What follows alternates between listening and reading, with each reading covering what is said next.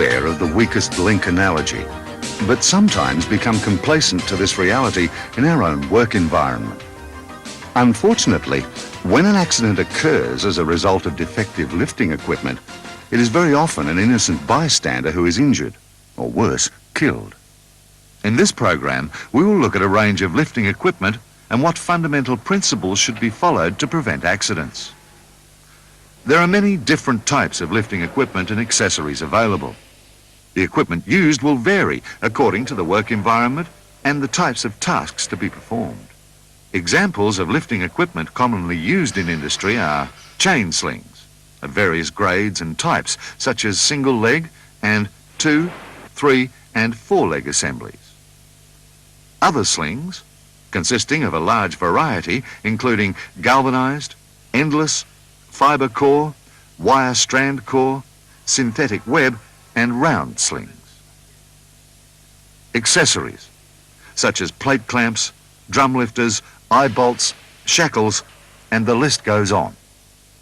Regardless of the type of lifting equipment you have in your workplace, there are 4 things you must do to ensure their continuing safe application.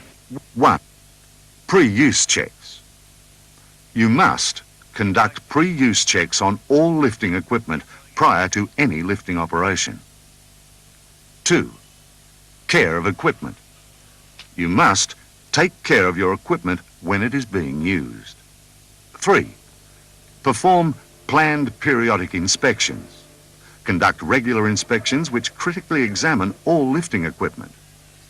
And 4. Correct storage of equipment. You must store all equipment appropriately to avoid damage. Let's look at each of these in a little more detail. Understanding why and what pre-use checks need to be done will not only ensure a safer working environment, but will explain why defects occur and will help to prevent their occurrence. Let's start by looking at chain slings.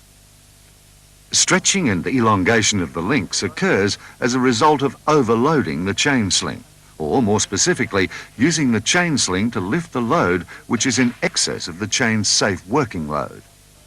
Chain slings are tested to ensure they are capable of withstanding the forces of the safe working load. In most cases, testing practices require that a proof load of twice the safe working load be applied. Here we see a chain sample which is being tested to destruction. Digital indicators at this point show forces of twice the safe working load being applied, and the chain is showing no signs of stress. At 3 times the safe working load, we can actually see the chain stretching through elongation of the links, and it's not until 4 times the safe working load that the chain breaks. Although this may seem like a good buffer or comfortable safety margin, it must be remembered that if a chain sling is taken above its safe working load, the undue stress may weaken certain links, resulting in an accident waiting to happen. To check a chain sling for stretch, twist one link to expose the inner link end. If you have difficulty twisting the links, or find they are tight to move, then the chain sling should be taken out of service and tagged with a suitable danger tag, stating that the chain is stretched and should not be used under any circumstances. It should then be sent to an approved testing centre. If a chain sling is clearly badly stretched, it should be cut up or destroyed as soon as possible. Bent or deformed links usually occur as a result of improper use. There are 5 major causes. 1. Incorrect slinging practices while lifting. A good example is shown here, where the chain sling is wrapped around sharp corners. You should always use pads or bent links will result. 2. Improper lowering of a load. This usually occurs through dropping or lowering a load onto the chains instead of putting in chocks to support the load, which allows the chain sling to be removed freely and without damage. 3. Exposure to excessive heat. This can occur when welding equipment is used on objects supported by a chain sling. 4. Knots. It is bad practice to tie a knot in any chain. If a chain sling needs to be shortened, an appropriate chain shortener should be used. 5. Twists and kinks. These will cause undue stress on the chain, A kink that pulls free during a lift will cause jolting or shock loading on the chain. Bent and deformed links are easy to detect on a free-hanging chain, so always check that the chain sling is perfectly straight before removing it from the storage rack. These also occur from improper use and neglect of the chain sling. The major contributing factors are lowering and/or dropping the load onto the chain and hitting the chain against objects while load handling. Cuts, dents and gouges on chains must be assessed as to their likely effect on the safe working load of the chain sling. Speak to the chain sling manufacturer as to whether a cut or gouge should be filed out. Here in this example, we can see clearly that the cut would reduce the chain sling's lifting capacity. In this second example, however, the dent is only small and should not affect the safe working load. In any event, you should get the chain checked by a licensed crane driver or dogman, or if it is particularly bad, send it to an approved tester and have it recertified. Any link which shows evidence of a crack should be taken out of service immediately. A crack suggests that the link has broken down. Once again, replace the link or send it off to an approved tester. Chain slings are designed to permit wear in two areas, the inner link and the outer link. Inner link wear occurs as a natural part of using the sling and is created at the point of contact where each link moves. If the wear is obvious, check with calipers and compare with the manufacturer's allowable wear margins. Outer link wear occurs from activities such as dragging chains from underneath loads and dragging chains to work sites. When excessive outer link wear has resulted, the chain sling should be taken out of service. As a general rule, 10% or above is considered to be excessive, but always check the manufacturer's guidelines. Corrosion to chains may take many forms. However, commonly it will be rust or corrosion caused by exposure to chemicals, particularly acids and alkalis. Any lifting equipment which has signs of excessive corrosion should be taken out of service and destroyed. A chain sling is only as strong as its weakest link, so it is important to apply the same pre-use checks to the master links, coupling links and attachments such as eye bolts, shackles, plate handling devices, chain shorteners and so on.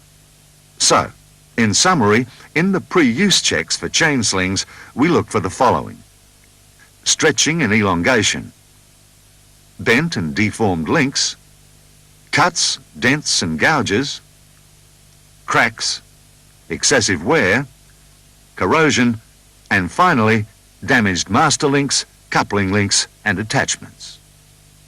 Now, let's move on to look at other common slings. Here we are dealing with essentially two types: wire rope and fibre sling. Before using a wire rope sling, your pre-use check should include the following. A sling with a number of broken wires should not be used. Likewise, when a complete strand is broken, the sling should be taken out of service. Bird caging applies specifically to wire rope slings and indicates that the sling has been forced and/or twisted in the opposite direction of lay. In some instances, the core of the rope may be exposed or protruding from the strands. Slings in this condition should be returned to the manufacturer for repair or replacement. A good sign of excessive wear is when many single wires are broken. As with chains, excessive corrosion or rust is a sign of weakness, and in these cases, the sling should not be used for lifting. Flattened sling eyes are a common sight in many workplaces and are often accepted as normal. Flattened eyes are a sign of damage and they should be replaced. All accessories used with wire slings should be checked for defects and removed from service if found faulty or damaged. Man-made fibre slings are now common throughout industry. They are used extensively where it has been previously hazardous to use chain and wire slings. Round slings should be checked for damage to the outer sheath, This can be an indication that the load-bearing yarn may also be damaged. If you are unsure whether or not the sling has been in contact with a chemical, it is safer not to use it. Webbed slings should be checked for splitting or webbing pulled apart. Here we see the load-bearing fibres are pulled apart but are still intact. A sling in this condition should not be used. Any damage to the sling webbing, especially cuts, indicates a decreased sling strength. Although the damage can often look minor, it is not always representative of the actual reduction in safe working load. Damage to sling eyes. Cuts, tears and abrasions in this area are just as critical as with the rest of the sling. Hard spots. These indicate that the sling has been exposed to excessive heat and/or, in some cases, a severe friction burn. As with round fibre slings, a stain could be the remnants of a hazardous chemical. So, in summary, with our pre-use checks, we should look for, first, with wire slings, broken wires, bird caging, excessive wear or abrasion, excessive corrosion or rust, damaged sling eyes. And second, with fibre slings, cuts to sheath or webbing, damage to sling eyes, stains, splitting or webbing pulled apart, and finally, hard spots. In order to ensure that slings remain in safe working order while being used, the following basic rules should be adhered to. Select and use the appropriate sling for the job. Check the identification tag for suitability for the task. Never exceed the rated safe working load. Avoid crushing the sling when lowering a load. Never tie a knot in a sling to shorten. Use the correct sling size or an appropriate chain shortener. Do not drag slings on the ground. This causes external wear, and with some slings, grit can penetrate the strands, causing internal wear. Always use pads around sharp edges to protect the sling. Avoid striking the load against any object. Use tails on a load if you suspect it's going to swing around. Do not lift the load suddenly and avoid shock loading. Ensure the sling is free from kinks. Kinks that pull free can cause shock loading, and kinks will produce weak spots, which will reduce the overall safe working load. Ensure the sling is fitted into the hook correctly. A sling not placed in the throat of the hook could slip out. If the hook is fitted with a safety catch, ensure the sling is seated behind it and not interfering with the mechanism. Never use wire slings around sharp-cornered loads. Keep man-made fibre slings away from strong alkalis and acids. Even with constant pre-use checks and care whilst using lifting equipment, there is still a requirement for planned periodic inspections. These inspections provide for critical examination of the equipment and records the results and date of the inspection in an inspection register. Planned periodic inspections cover the same checks as are performed in pre-use checks, but in much greater detail. For example, when checking excessive wear on a chain sling, calipers should be used to obtain an accurate measurement. Or when checking a chain for stretch, it should be measured against the chain's effective length. Always ensure you enter all your findings into an inspection register to maintain an accurate performance history of each piece of lifting equipment. In the event that you find a damaged item, such as this hook, you should intensify your inspection because there is likely to be more damage. It is imperative that lifting equipment is stored correctly to ensure that it is properly maintained, to assist in routine inspections, and to prevent damage while not in use.